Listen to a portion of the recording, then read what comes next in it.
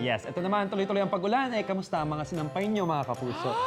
Nakakaiyak, actually. Nakakaiyak siya. Ako nga mismo, sasabi ko lang kay Miss Lynn kanina, tinapatan ko ng electric fan yung mga sinampay ko kanina bago umalis. Hindi pa Anyway, yung pinapatay. Nako, good luck.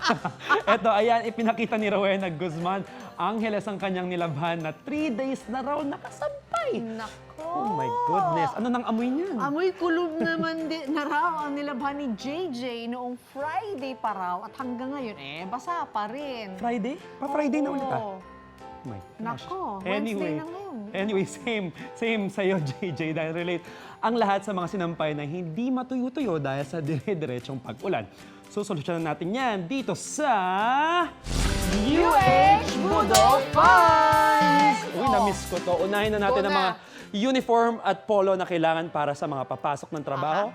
Pwede kayo gumamit ng hanger gaya nito. Oh, nakasaksak na. Gusto niya gumagana na. Oops, hindi lang ito basta hanger dahil isa tong portable hanger with dryer. Pindutin mo Ganito nga. lang yan. Oh, actually, naka-on na siya. Ito basta nagbe-blink to. On na yan. Okay. Ito lang siya.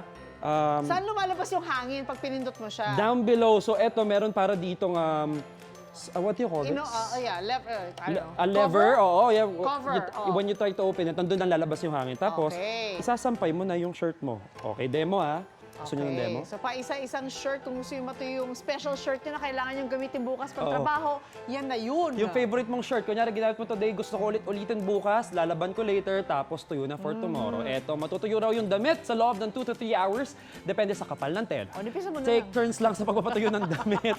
Unahin lang yung susuotin nyo agad kinabukasan. Oo, Eto, especially. ang presyo ay 350 pesos lang. Oh, especially sa mga taong isa lang ang uniform, yung paulit-ulit sinusuot yan, maganda rin yan. Okay, kung tambak na yung labada at kailangan maramihan yung pagsalang ng damit, baka makatulong sa inyo yung cabinet-style drying machine na ito.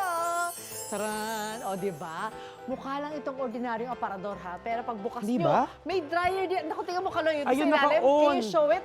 May dryer dyan sa loob. So, 2 layer to, kaya pwedeng magsabit ng mga damit sa itaas at ibabang parte. So, marami-rami malalagay dito dahil kaya raw nito hanggang 11 to 15 kilos. Pa-electric fan na to, Miss Oh, yun Lynn, na sa nga. lakas, Diba? So, isasara ko pag gagamitin. Correct. Kailangan talaga isarap para iba siya, kumbaga, yung init sa Ma-contain loob, yun sa ma-contain. loob. Alright. Ayan. So, isasara yung zipper. So, don't worry dahil hindi ito mag-aamoy kulob at mabaho dahil sa loob lamang 2 oras matutuyo na daw ang labahin nyo. Pwede yung mamay ng cabinet-style Magkano? drying machine sa halagang 980 pesos. Uy, my mine. friend. Akin na yan. I'll take that home. Kung Naku, wala kaya. na masampayan sa inyong bahay, ito naman perfect sa inyo. Ang stainless steel sampayan for only, nauna yung presyo, 285 pesos. Alam mo, nakikita ko na yun ever since. Yun pala yung purpose niya. Oo, sa mga hotel Oo, ganito, dahil- di ba? Pero sa mga hotel nakakabit ng ano yun. Alright. Pero, Ayan. before tayo pumasok dyan, eto munang isang stainless steel tayo. Etong foldable na sampayan. Easy lang ito i-set up. In less than a minute, maitatayo. Meron tayong playback para pwedeng indoor o outdoor yung mga sinampay nyo. I'm sorry, ito pala yung 280. I'm Oo, sorry. medyo confusing kasi Na-confuse ako, stainless din to steel eh. silang pareho, but, But- you can see the beauty of it, yeah? Anyway, ito rin may purpose to later. Pupuntahan Yeah. natin yan. Oo. At in fairness, sturdy naman siya as long as you make sure na stable yung dalawang paa niya. O, di ba? Oo. Kaya kailangan lang lagyan mo ng yung bato sa tabi, dito sa tabi, Lipat tsaka bato natin dyan to. sa tabi. So, okay na yan. Ayan, sturdy na yan. O, di ba? Place it well. Kung kailangan nyo magsampay sa gate, sa grill ng bintana, doorknob at railing ng hagdanan, hindi na kailangan dahil dito sa stainless na sampayan to. Kung bigla-bigla umuulan, isang buhatan lang din to. Actually, Miss magaan Lynn, tingnan mo siya. peram ako. Tatakbo ko. Umuulan! Pwede. Oh, diba? Uwi Kulang na ako sa workshop. Uuwi na nga kita. Umulan. Okay. Para sa mga maliliit naman na espasyo sa bahay, pwede sa inyo yung retractable. Ito na yun. Ayun!